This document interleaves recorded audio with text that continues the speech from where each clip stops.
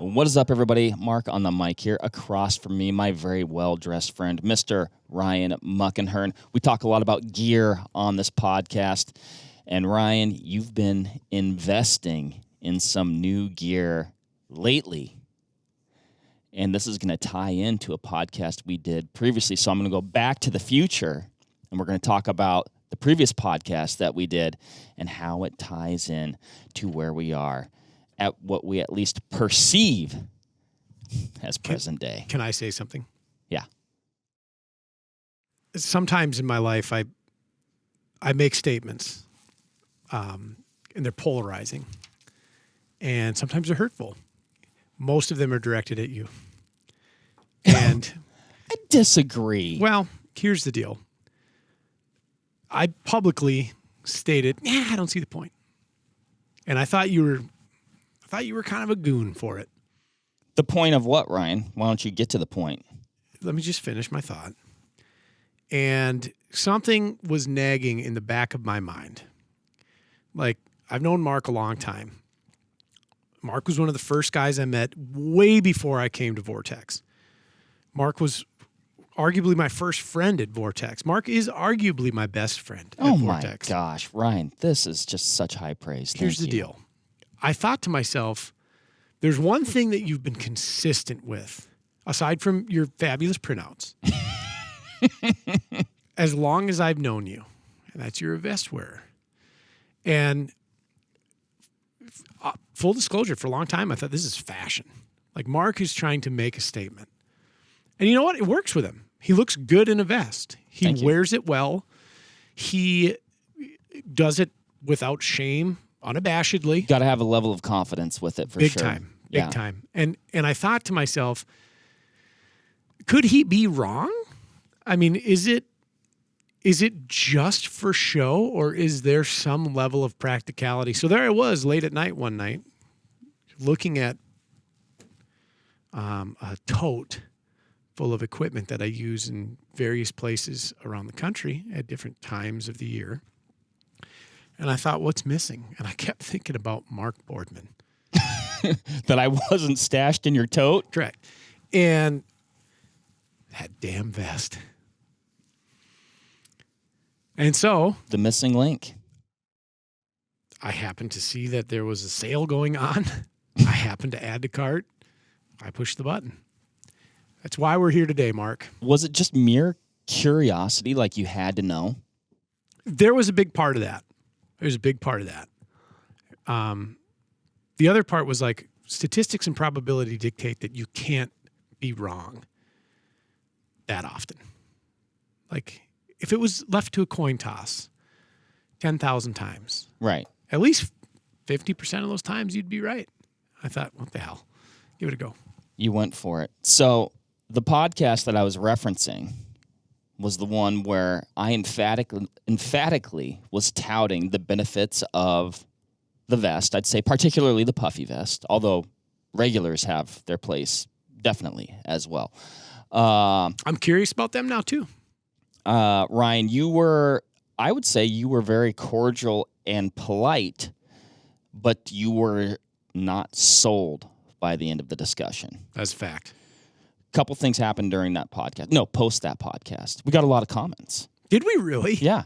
A lot of very, positive, yep, I agree. I've got some of them printed out here. Yeah.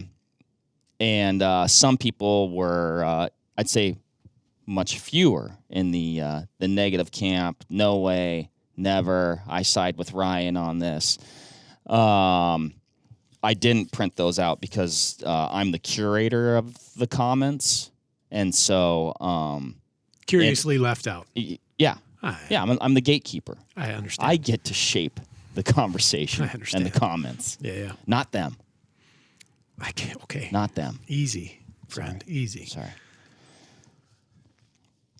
So you got this vest. I did. And you used it. I have. And you came back to work and you told me about your experience. I had to come clean, you know. Did you have a level of guilt? Absolutely, I did. Can I describe the morning to you? Please. October 15th. Pronghorn opener for me. This is an annual hunt. And it was chilly because Wyoming is a fickle weather state, you know? Oh, for sure. Yeah. And I tell folks too that have asked me, like, you hunt pronghorn a lot in Wyoming. What's that like? What do I got to worry about for weather? I said, hey, I've hunted that at 9 degrees. I've hunted that at 90 degrees. Yep. Same weekend every year. Oh, not weekend. Same opener every year, October 1-5. And you just never know. So you look at the weather app and you gauge your gear accordingly. I have paid the price for believing the weatherman out there, and I have overpacked for it. And what I did know is we were supposed to be chilly in the morning, high 20s. Oh, that's cool. Yeah. Yeah, by midday, mid to upper 70s. Yeah. Mm-hmm. And that's a hard thing to pack for, you know, if you haven't done it a lot and you don't have your gear dialed. And I thought, you know, okay, so I don't want to get cold. I get cold pretty easy. Once I get cold, I'm fine. It's the acclimation period that drives me bananas. Or wait, what do you mean? So like, I hate getting cold. Oh. Once I have arrived at cold, I'm okay. Once you've accepted your circumstances. Correct. Something I always run through my head is, are you going to die? And if the answer is no, it's not that bad, then I'm all right. If I can pass that. But, so there I was. I'm going to say it was 28, 29. Mm-hmm. Light breeze. We had a really good wind condition year this year. Sometimes it's just unreal. You know. Oh, it can get windy out there. 40, 50 mile an hour winds. Shut the interstate down. Semis tipping over the whole thing. So nice, gentle wind, but chilly in the morning. So I had my regular base layers on that I like to wear. I do a staged merino layering. Mm-hmm. I then had this Kuiu Super Down LT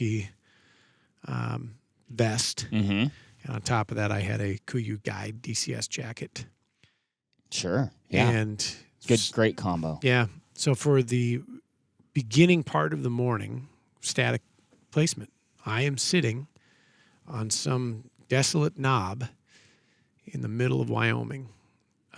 I can hear larks and various birds, light breeze, chilly. Can I?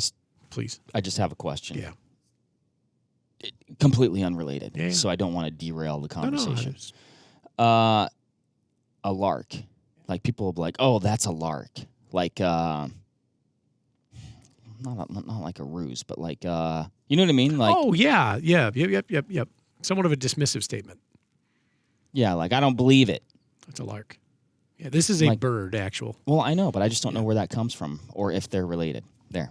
Understood. Something to check on. Interestingly enough, I think when we were talking about vests the last time, you said something about rails. Oh, you said we went off the rails? Yeah. And then I was like, isn't that a bird? It is. And then we looked up bird. Now we're talking about larks. Yeah. Birds, man. Birding sneaks up on you. Must be a vest thing. There's a popular internet meme that talks about birding sneaking up on you as you get into your 30s. Birding sneaks up on you.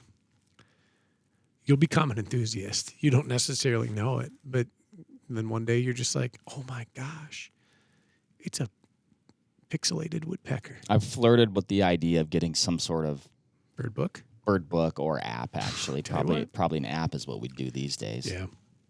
Anyway, there I was sitting in the shade. The sun had not yet broke the horizon. I've got my tripod vinyl set up, and I'm glassing out in this beautiful sage flat. Pronghorn loping about. I thought, damn it, I'm comfortable. And you were just in your merinos and your puffy vest. I had the DCS over the top of it as well. Oh, and you had, okay, yeah. Gotcha. So that's a utilitarian layer for me. It's somewhat wind breaking, offers some level of water resistance, and then gives me a durable exterior. Right. If you've ever crawled around in sage is a pretty, it's not certainly to the level of tenacity as like a choyo cactus. No. Or ocotillo, but it's, it ain't kind. It's rigid. Bristly. somewhat abrasive, you know. I call it a toothbrush for the underside of your truck. I was going to say, it's kind of like a Brillo pad. Yeah. Yeah. Yep. So that's like my utility component to that. And that particular garment has a nice brush fleece interior, offers a little bit of warmth. But man, I was good. Like I felt really good. There was no like, do I dig out the puffy jacket? There was no flirting with I needed maybe a little bit more, because the real pain in the butt, especially with pronghorn hunting, depending on how you hunt them. But if you are the spot and stock type, or in my case, it's glassing position, audit, find one, activate and go. Sometimes when it's really cold, you get into your little glassing nest and you're a marshmallow. And then you're like, well, now I got to get going. So you got to rip everything off, put everything away, get going. You sit down again, rip everything out, put it back on, pain in the butt. I felt nimble. I felt free. I felt mobile, but I felt comfortable. That was the important part. How did you feel about the unrestricted arm movement that you had? So that one is not one that I'm saying is, it's never been a problem. You know, I'll say that because I'll wear my vest and a puffy and like that guy DCS. I like that a lot as well. I kind of flirt between two. I got three soft shells that I really like. Sure. But that's right up there for all the reasons that you mentioned. So at that moment, I was like, Mark, he's right. Damn you. I know it. And when it really kicked off, when I knew that what I was doing was right, I spotted a really dandy buck, and he was a considerable distance. And I turned to my hunting partner and I said, there is a slammer over there. And it was like 1.4 miles. Okay. And he laughs at me. He goes, okay, bye. Get to know. And I said, you don't care if I go? He goes, no, I don't care if you go. He's like, I'm not going. He goes, I'll sit right here. Good luck. And so I set off. And that's a distance. I mean, that's a hike. And I mean, that's a distance, but that's very doable. I mean, in some ways, I'd say maybe particularly on pronghorn, like it's open country. You can keep track of them, even if you need to adjust, your course for some reason. Maybe he moves. Oftentimes they can stay fairly put pretty well. They can, but pronghorn also do pronghorn things, and they don't know what they're doing. They're just like, you know what, everybody, we're going over there really fast. They might even come back. Right. They don't know. And so I take off, had to negotiate a considerable elevation change down, and then a considerable elevation change up. So I was going from a mesa down and then back up a mesa. And so I became very active, a lot of cardio. And there was a need for haste and expediency in this maneuver. And so I unzipped the pit slides on the DCS, did not dismount any of my apparel. So I kept full kit. Did you do the front at all? Front zipper at all? I did, Open but so I wear a bino harness, and so I had a little venting going on there. Yeah. And down I went, and landed right on that buck, right where he was. I got into a prone, and this was really cool because I switched to a new bipod system. That's not what we're talking about today. This was the first time I've successfully deployed a bipod in like a bipod position for a long time. I did that this year as well. Yep. And I thought to myself, like, this is just a culmination of the right selection of gear and the right circumstance and it all coming together. Ultimately, I wasn't able to take the shot at that moment because that buck never stopped walking. So he's 306 yards. And he had enough of a pace that I was not comfortable taking the shot. He wasn't running, wasn't trotting. He was just walking. And I knew exactly where he and like the other 14 pronghorn he was with, I knew exactly where they were going. They were going to water. So the time frame, so from first light to current time was about an hour and a half to 2 hours. The temperature had increased significantly. It had gone from see your breath, there's a chill in the air, to it's pretty warm. Like you could, if you were walk around in a t-shirt. Sure. I would say it was overlayered, but not unduly so. Okay. I had another, I'm going to say 800 yards to negotiate, maybe 600 yards to negotiate to get into a position where I believed he would be. I got into position. I set up my shooting sticks. Didn't take your jacket off and didn't take the time to do it? No, because I had to dismount my harness. I had to take my jacket off. I had to take my vest off. I'd have to remount my harness. And like clockwork, he played right in. He walked up out of a low spot after hitting water. 286 yards later, a 95 grain Barnes LRX found its way home.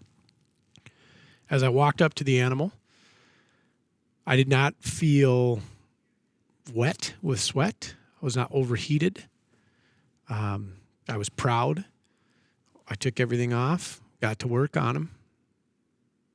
And then I just marveled at the fact that this garment, this layer, provided me with warmth when I needed it, but not so much that I was sopping wet and uncomfortable. Sounds like it was just right. It was perfect.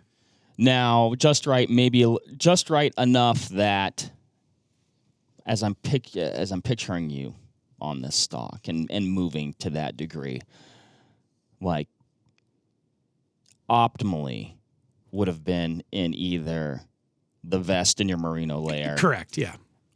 Or the jacket and your merino layer. Yep. But it was such that it was in the middle enough that it was okay and you were able to. It played out. You're always, time is of the essence. Do I want to take the time to do this? When I get there, am I going to have to put this all? I'm just going to go. Yeah. When you started working on this critter, did you do it with the vest on or off? Vest off. So at that point in time, it's dismount the pack, dismount the harness, get the jacket off, get the vest off, and I was down to my merinos because now I'm, I was warm, right? Like that was a pretty quick sprint to get to him. And then the temperature was going up. And if there's one thing, if you haven't hunted pronghorn yet and you're thinking about it, the trick to a delicious table fare with pronghorn is proper infield care. And if the temperature is going to rapidly increase, your meat is going to not taste great. Mm-hmm. We've talked to, whatever the game, it's like, hey, let's get it cooled off as quick as possible. And we've talked about this before. Probably we talk about it every time we talk about pronghorn. I feel like they're a little bit more, it's a little more critical. Yeah, agreed. Yep. Don't gut it and throw it in the back of your truck and drive around and look for more pronghorn. They're a little more susceptible to spoilage, taint. If you do take care of them properly, though. My goodness. Tough to beat. One of my favorites. Yeah. I'm always jealous of your annual pronghorn hunt because you're just smart to go do that every year, and I haven't done it in so long. I think you're the max point holder.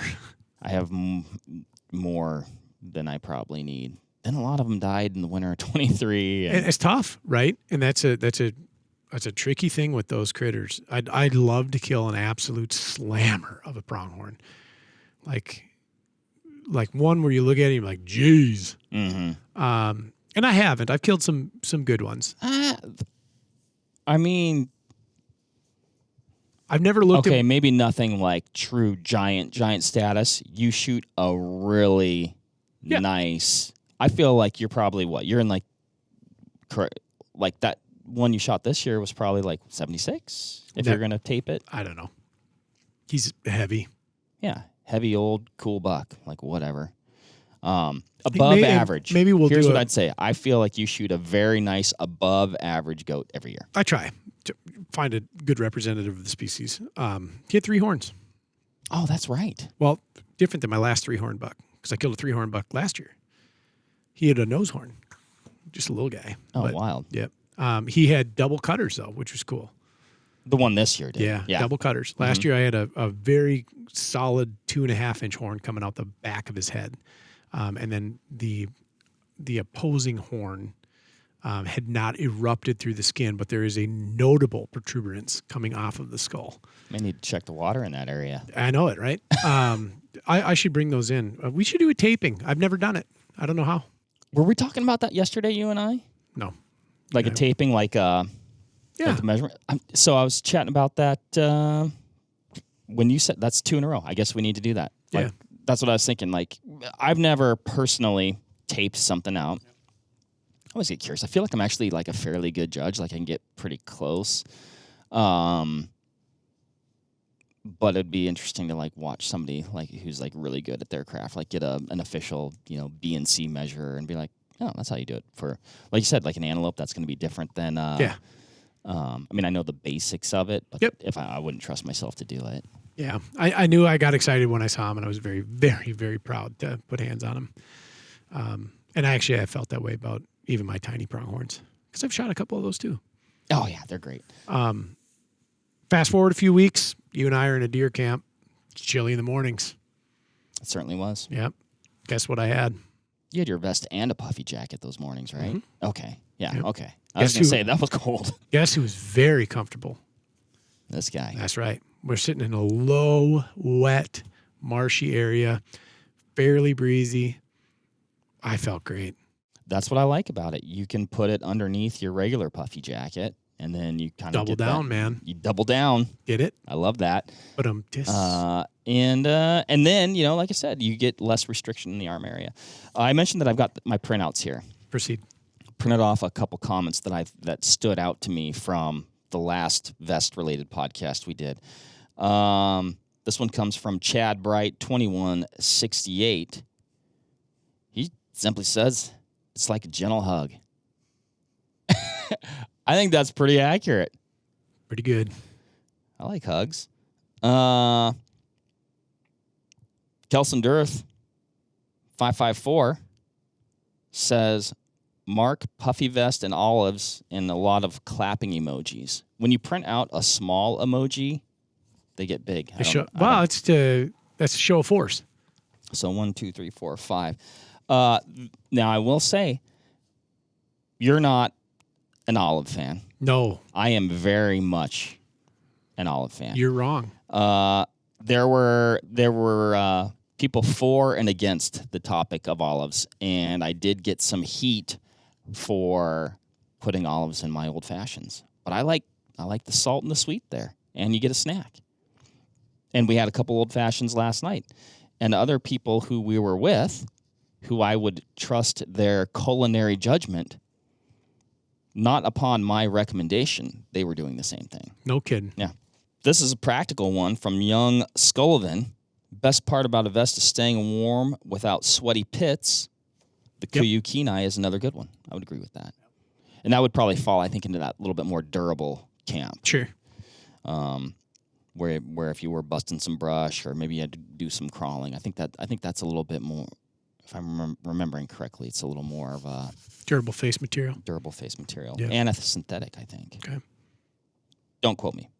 Dale 37. I'm such a vest snob that a jacket doesn't dare share the same closet space as my vest. Holy buckets. It's like Mr. Rogers when he comes in.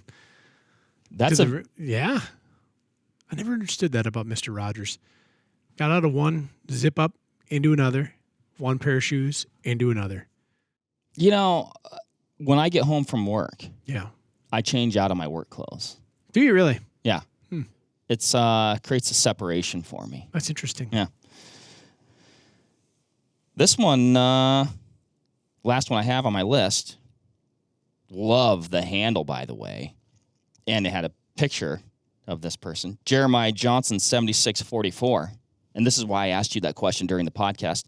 When I'm gutting a deer in late season and I want to stay warm but not get my sleeves all bloody, I say a quick prayer of thanks for my vest. My man. This guy loves his vest so much, he's talking to the big guy. Pretty serious. There was one comment that I found problematic, disappointing. Terse. I want to help this person. Oh. And I didn't print that one out, but the comment, and I'm not going to say the person's handle either, they said, friends don't wear puffy jackets or let their friends wear puffy jackets. Ryan, we still have a puffy jacket denier out there. I was once too. And then later I asked myself, how did I ever do this in the cold? Now I've got a bunch of them. That's life-changing. Yeah. If I can't talk you into the puffy vest, which I say I wear actually more casually than anything else. I mean, I certainly wear and bring them hunting on certain types of hunts, or I think the weather is going to be a certain way. Like, I actually don't even care if I can talk you into a puffy vest. That's fine if we can't get there. The puffy jacket is a different story. Absolutely, it is. Help me help you. And again, former denier, brought to the light by one Mr. Mark Boardman. I said it in the last podcast. You know, may not be the best hunter. I do like to be comfortable. Yep. You're absolutely right, Mark. There's no denying that. I think that's what I got for this one. I just wanted you to give you the platform. To apologize publicly? No. Oh. No. Hey, we all learn things hunting every year. I learn stuff from you all the time. So, and I think there's certain people that value your opinion very much. There's a lot of people, actually. So I knew you'd kind of made this, you know, flip the switch, mental transition into vest acceptance. And I thought by talking about it, you could give them permission to potentially do the same without them feeling, you know, a level of guilt, being embarrassed, you know, feeling like they're doing something wrong. Because it's never too late to begin investing. Let's leave it at that. Make good investments, everybody. Get yourself a vest. We'll catch you on the next one. See ya. Bye.